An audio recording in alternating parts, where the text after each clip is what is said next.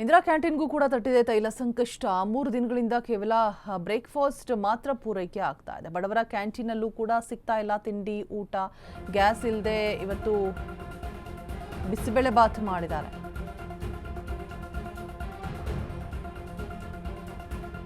Breakfast ಮಾತ್ರ ಪೂರೈಕೆ, ಊಟ ಸಿಗ್ತಾ ಇಲ್ಲ. ಬಿಸಿಬೇಳೆ ಬಾತನ್ನು ಕೊಟ್ಟಿದ್ದಾರೆ ಇವತ್ತು ಸಿಬ್ಬಂದಿ ಗ್ಯಾಸ್ ಇಲ್ಲದೆ. 500ರಿಂದ 1000 ಜನರಿಗೆ ಬ್ರೇಕ್ಫಾಸ್ಟ್ ತಯಾರಿ ಮಾಡಬೇಕಾಗತ್ತೆ. 1000 ಜನಕ್ಕೆ ಊಟ, ಸಂಜೆ 1000 ಜನಕ್ಕೆ ಊಟ ಬೇಕಾಗುತ್ತೆ. ಗ್ಯಾಸ್ ಸಿಲಿಂಡರ್ ಇಲ್ಲದೆ ಇರೋ ಕಾರಣ ಊಟ ನೀಡೋದಕ್ಕೆ ಬ್ರೇಕ್ ಹಾಕಲಾಗಿದೆ ಇಂದಿರಾ ಕ್ಯಾಂಟೀನಲ್ಲಿ.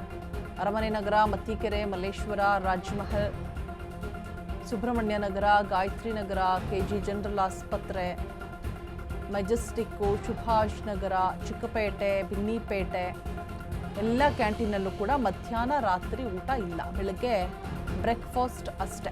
ಇಂದಿರಾ ಕ್ಯಾಂಟೀನ್ಗೂ ಕೂಡ ತಟ್ಟಿದೆ ತೈಲ ಸಂಕಷ್ಟ ಇದೆ. 3 ದಿನಗಳಿಂದ ಕೇವಲ ಬ್ರೇಕ್ಫಾಸ್ಟ್ ಮಾತ್ರ ಪೂರೈಕೆಯನ್ನ ಮಾಡ್ತಾ ಇರುವಂಥದ್ದು.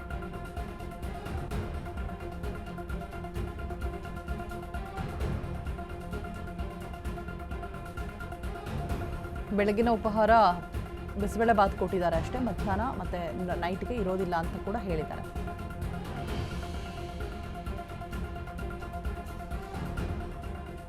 ಇರಾನ್ ಹಾಗೂ ಇಸ್ರೇಲ್ ಯುದ್ಧದ ಎಫೆಕ್ಟ್ ಸದ್ಯಕ್ಕೆ ಇಂದಿರಾ ಕ್ಯಾಂಟೀನ್ಗೂ ಸಹ ತಟ್ಟಿರುವಂಥದ್ದು. ಯಾಕಂತಂದ್ರೆ ಸಾಕಷ್ಟು ಜನ ಬಡವರ ಜೀವನಕ್ಕೆ ಆಧಾರವಾಗಿರುವಂತಹದ್ದು ಇಂದಿರಾ ಕ್ಯಾಂಟೀನ್. ಸದ್ಯಕ್ಕೆ ಇಂದಿರಾ ಕ್ಯಾಂಟೀನ್ ಸಹ ಸಂಪೂರ್ಣವಾಗಿ ಇಂದಿರಾ ಕ್ಯಾಂಟೀನಲ್ಲಿ ಜನರಿಗೆ ಊಟ ಸಿಗದಿರುವಂತಹ ಪರಿಸ್ಥಿತಿ ಬಂದಿದೆ. ಬೆಳಗಿನ ಉಪಹಾರವನ್ನ ಮಾತ್ರ ಕೊಡುವುದಕ್ಕೆ ಮುಂದಾಗಿದ್ದಾರೆ. ಮಧ್ಯಾಹ್ನ ಹಾಗೂ ಸಂಜೆ ಎರಡೂ ಸಮಯದಲ್ಲೂ ಸಿಗಬೇಕಾಗಿರುವಂತಹ ಉಪಹಾರಕ್ಕೆ, ಈಗ ಊಟಕ್ಕೆ ಸದ್ಯಕ್ಕೆ ಬ್ರೇಕ್ ಹಾಕಿರುವಂಥದ್ದು. ಎಸ್, ತಾವು ಗಮನಿಸ್ತಾ ಇರ್ಬೋದು. ಇದೀಗ ನಾನು ವಸಂತ ನಗರದಲ್ಲಿರುವಂತಹ ಇಂದಿರಾ ಕ್ಯಾಂಟೀನ್ ನಲ್ಲಿ ಇದ್ದೀನಿ. ಗಮನಿಸ್ತಾ ಇರಬಹುದು, ಪ್ರತಿದಿನ ಅಂದ್ರೆ ಸೋಮವಾರದಿಂದ ಭಾನುವಾರದವರೆಗೂ ಸಹ ಪ್ರತಿದಿನ ಕರೆಕ್ಟ್ ಸಮಯಕ್ಕೆ ಬೆಳಗಿನ ಉಪಹಾರ ಜೊತೆಗೆ ಮಧ್ಯಾಹ್ನದ ಊಟ, ಸಂಜೆ ಊಟ ಇಲ್ಲಿ ವ್ಯವಸ್ಥಿತವಾಗಿ ಸಿಗ್ತಾ ಇತ್ತು. ಬೆಳಗಿನ ಇಡ್ಲಿ ಅಥವಾ ಪುಳಿಯೋಗರೆ, ಒಂದಿನ ಪೊಂಗಲ್ಲು, ಮತ್ತೆ ರವಾ ಕಿಚಡಿ, ಚಿತ್ರಾನ್ನ, ವಾಂಗಿಬಾತ್ ಸೇರಿದಂತೆ ಒಂದೊಂದು ದಿನ ಒಂದೊಂದು ಬೆಳಗಿನ ಉಪಹಾರವನ್ನ, ಬೆಳಗಿನ ಟಿಫನ್ ಅನ್ನ ಕೊಡ್ತಾ ಇದ್ರು. ಈಗ ಸದ್ಯಕ್ಕೆ ಸಂಪೂರ್ಣವಾಗಿ ಮಧ್ಯಾಹ್ನದ ಊಟ, ಸಂಜೆ ಊಟ ಬಂದಾಗಿರೋದ್ರಿಂದ ತಾವು ಗಮನಿಸ್ತಾ ಇರ್ಬೋದು, ಸಂಪೂರ್ಣವಾಗಿ ಇಂದಿರಾ ಕ್ಯಾಂಟೀನ್ ಸದ್ಯಕ್ಕೆ ಖಾಲಿ ಹೊಡಿತಾ ಇರುವಂತದ್ದು. ಯಾಕೆಂತಂದ್ರೆ ಸುಮಾರು 12:30 ಅಷ್ಟರ ಒಳಗಾಗಿ ಇಲ್ಲಿ ಊಟ ಬರ್ತಾ ಇತ್ತು. ಏನಿಲ್ಲ ಅಂದ್ರೆ ಒಂದು 700 ಜನರದವರೆಗೂ ಸಹ ಊಟ ಮಾಡ್ತಾ ಇದ್ರು.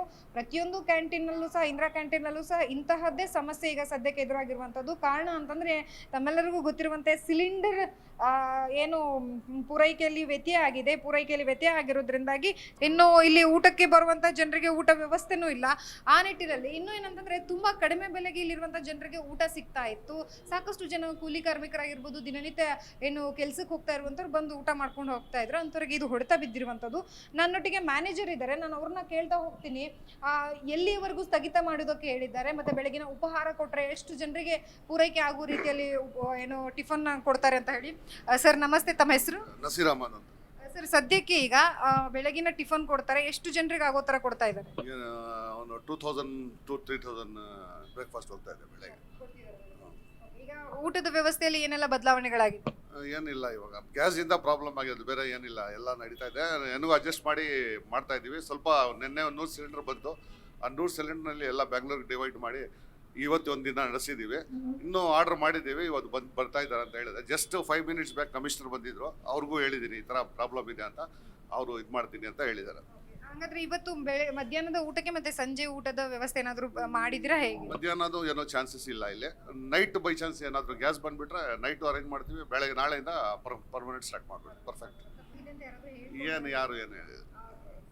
ಸೊ ನೋಡಿದ್ರಲ್ಲ, ಒಟ್ಟಾರೆಯಾಗಿ ಸಾಕಷ್ಟು ಜನರು ಮಧ್ಯಾಹ್ನದ ಊಟಕ್ಕೂ ಸಹ ಇಲ್ಲಿಗೆ ಬರ್ತಾ ಇದ್ರು. ಸದ್ಯಕ್ಕೆ ಸಿಲಿಂಡರ್ನ ಸಮಸ್ಯೆಯಿಂದಾಗಿ ಮಧ್ಯಾಹ್ನ ಹಾಗೂ ಸಂಜೆ ಊಟಕ್ಕೆ ಬ್ರೇಕ್ ಹಾಕಲಾಗಿದೆ. ಜೊತೆಗೆ ಕಮಿಷನರ್ ಒಟ್ಟಿಗೆ ನಾವು ಮಾತನಾಡಿದ್ದೇವೆ, ಏನಾದರೂ ವ್ಯವಸ್ಥೆ ಮಾಡಿ ಇಂದಿರಾ ಕ್ಯಾಂಟೀನ್ಗೆ ಒಂದು ಸಿಲಿಂಡರ್ ವ್ಯವಸ್ಥೆಯನ್ನ ಮಾಡಿಕೊಡಿ.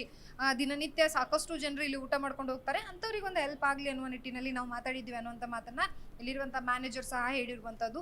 ಸೊ ಈ ಯುದ್ಧದ ಎಫೆಕ್ಟ್ನಿಂದ ಯಾವಾಗ ಇದೆಲ್ಲವೂ ತಿಳಿಯಾಗುತ್ತೆ, ನಂತರ ಮತ್ತೆ ಗ್ಯಾಸ್ ಪೂರೈಕೆಯಲ್ಲಿ ಸಂಪೂರ್ಣವಾಗಿ ಯಥಾವತ್ತಾಗಿ ಯಾವಾಗ ಸಿಗುತ್ತೆ ಅನ್ನುವಂಥದ್ದನ್ನ ನಾವು ಕಾದು ನೋಡ್ಬೇಕಾಗಿರುವಂಥದ್ದು. ಇನ್ನೂ ಇದು ಎಫೆಕ್ಟ್ ಬೀಳುವಂಥದ್ದು ಅಂತಂದ್ರೆ ದಿನನಿತ್ಯ ಕೂಲಿ ಕಾರ್ಮಿಕರಿಗಾಗಿರ್ಬೋದು, ಕಾಲೇಜಲ್ಲಿರುವಂಥ ವಿದ್ಯಾರ್ಥಿಗಳಿಗಾಗಿರ್ಬೋದು, ಯಾರೆಲ್ಲ ಬ್ಯಾಚುಲರ್ಸ್ಗಳಿದ್ದಾರೆ ಅವ್ರಿಗೂ ಸಹ ಖಂಡಿತವಾಗಿಯೂ ಈ ರೀತಿಯಾಗಿ ಹೋಟೆಲ್ಲು ಇಂದಿರಾ ಕ್ಯಾಂಟೀನ್ಗಳು ಮುಚ್ಚೋದ್ರಿಂದ ಸಮಸ್ಯೆ ಆಗುತ್ತೆ ಅನ್ನುವಂಥದ್ದು. ನೋಡೋಣ ನಾಳೆವರೆಗೂ ಏನಾದರೂ ಆಲ್ಟರ್ನೇಟಿವ್ ಆಗಿ ಸೌದೆನ ಬಳಸಿ ಏನಾದರೂ ನೀಡುವಂಥ ಸಾಧ್ಯತೆ ಇದೆಯಾ ಅಂತ. ಕ್ಯಾಮ್ರಾ ಪರ್ಸನ್ ವಿಶ್ವನಾಥ್ ಜೊತೆ ಲಕ್ಷ್ಮೀ ಬಾಗಲಕೋಟಿ, ಅಶ್ವಗ ನ್ಯೂಸ್, ಬೆಂಗಳೂರು.